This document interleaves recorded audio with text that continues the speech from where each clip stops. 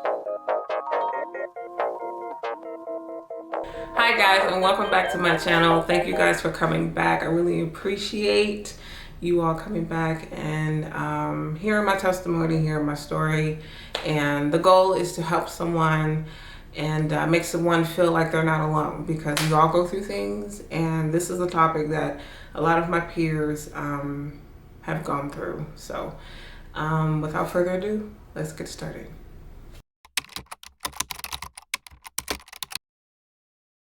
So the stages of divorce, there are 5 solid stages.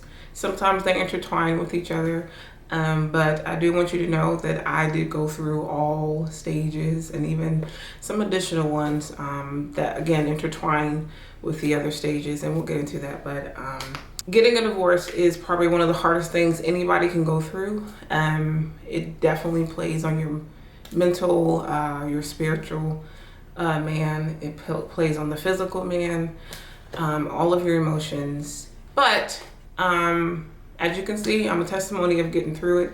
It was definitely hard. It took me a while. But the stages are denial, anger, bargaining, depression, oh yes, and acceptance. I thought it was 6 solid ones, but it's only 5. So we're gonna start from the very top, and that's denial.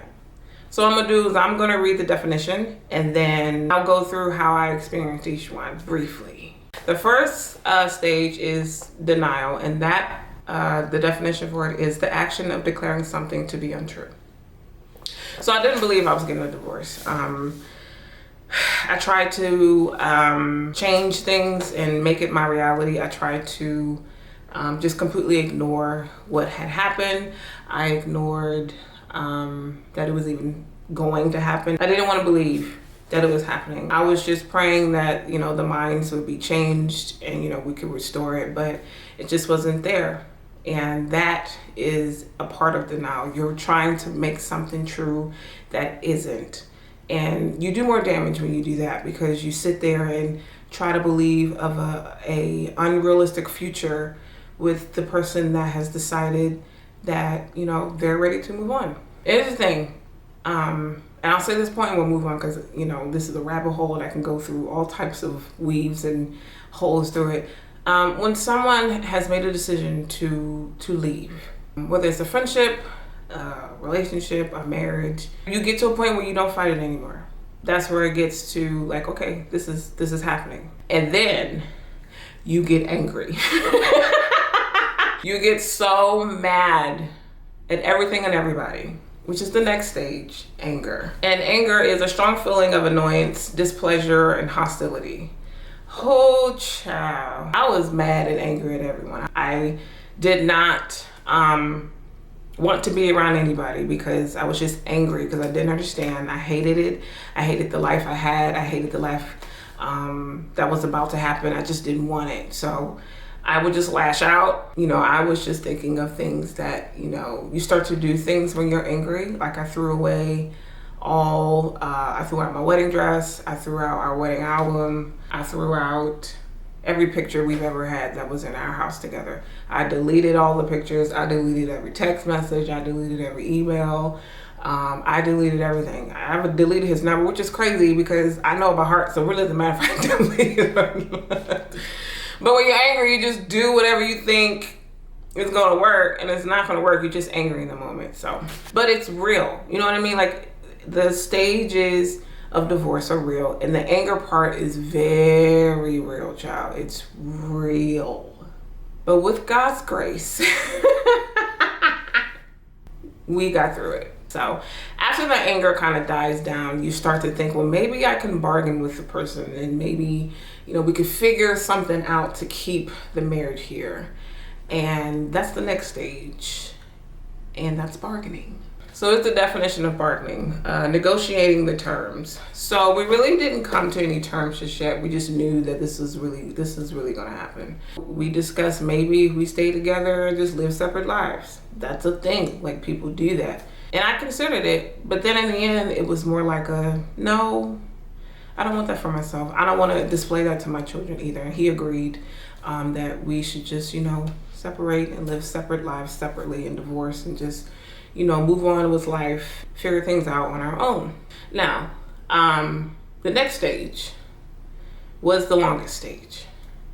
And I'm gonna try my hardest not to cry, because that stage was very dark.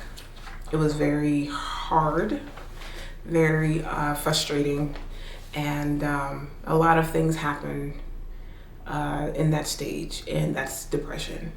So the definition of depression is a state of feeling sad, hopeless, lonely, and just down mood disorder. So your entire being changes. Everything changes, everything is different. Everything looks loopy and gray, like nothing is bright and full of life. You start to lose the light in your eyes, the happiness in your speech. You just start to look heavy and burdened, and you just don't want to do anything. I do know that for a while, I would come home and I would just sit in the dark. I wouldn't turn on any lights, because I would get home in the middle of the day, so I wouldn't turn on any lights. Just sit with all the blinds closed and just be either in my room or my living room. If I didn't have my children with me, I would sit in my room, and then I moved to the living room. There were times where I isolated myself a lot. I would go home, I would go to work, come home, stay home, go to work, come home, stay home, go to work, come home, stay home.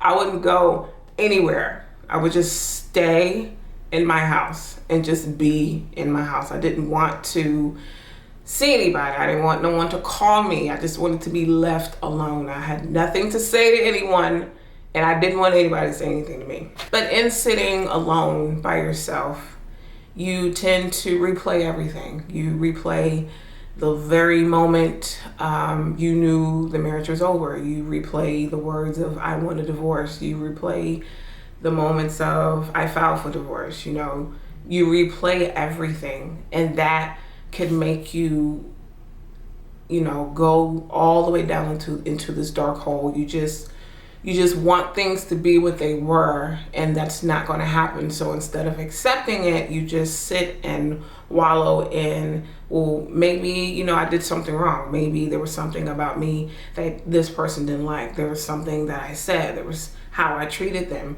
And you just decided to do nothing and just function through depression, because I have children, so I had to still be mom while going through depression. Trying to heal and mother at the same time is not for the weak.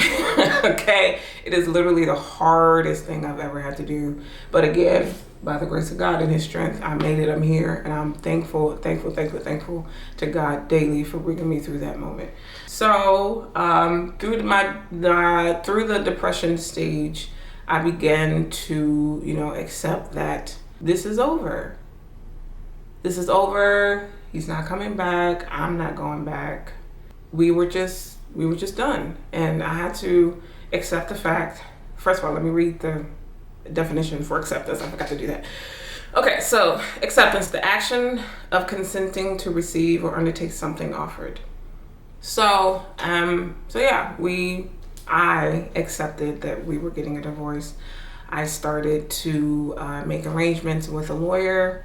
We had a mediator to come in and write down what we wanted, and went through that whole process. And it was when I signed my name on that line when it got real. I was like, there's no going back now. This is it.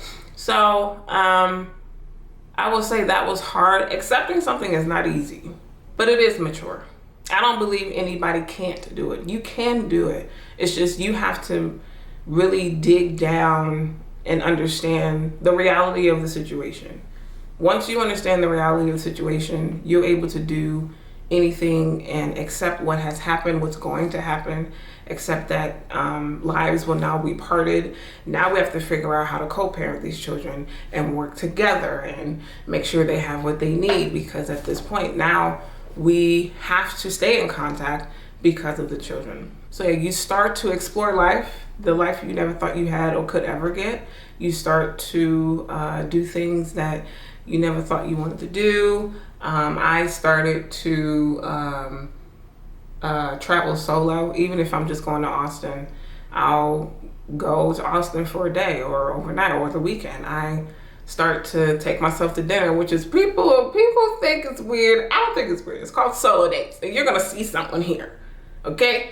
Solo dates are a thing, because if you can't enjoy your own company,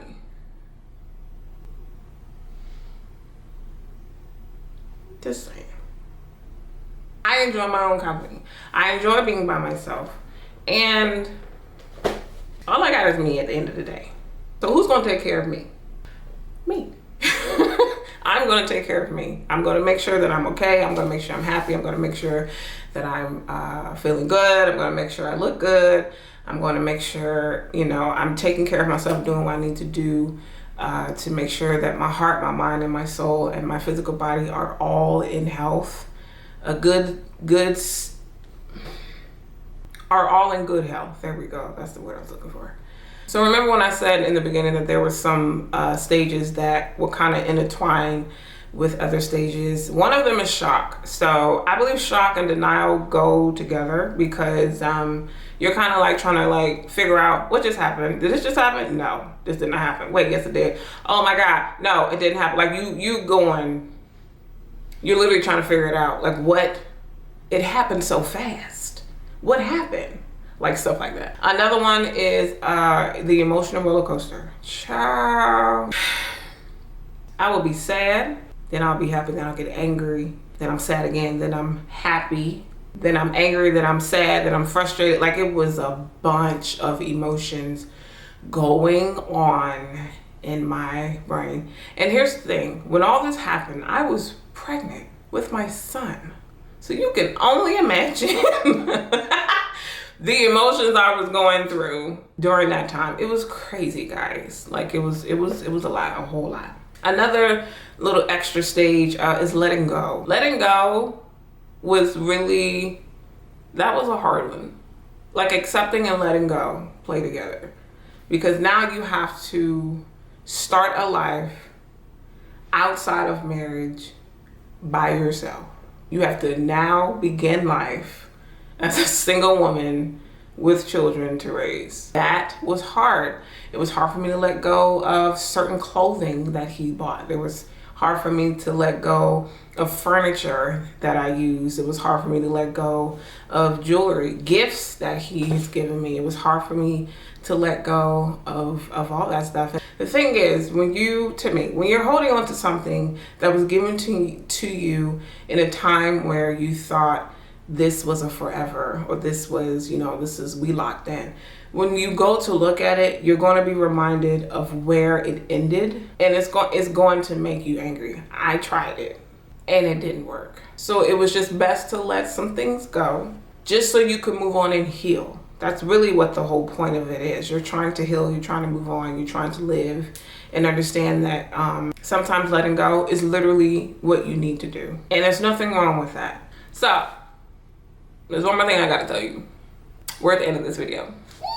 I hope that what I spoke of, my experience, I hope that helps someone understand that those stages are real. You are not crazy, you're not odd, and you are not weird, sweetie. That's normal.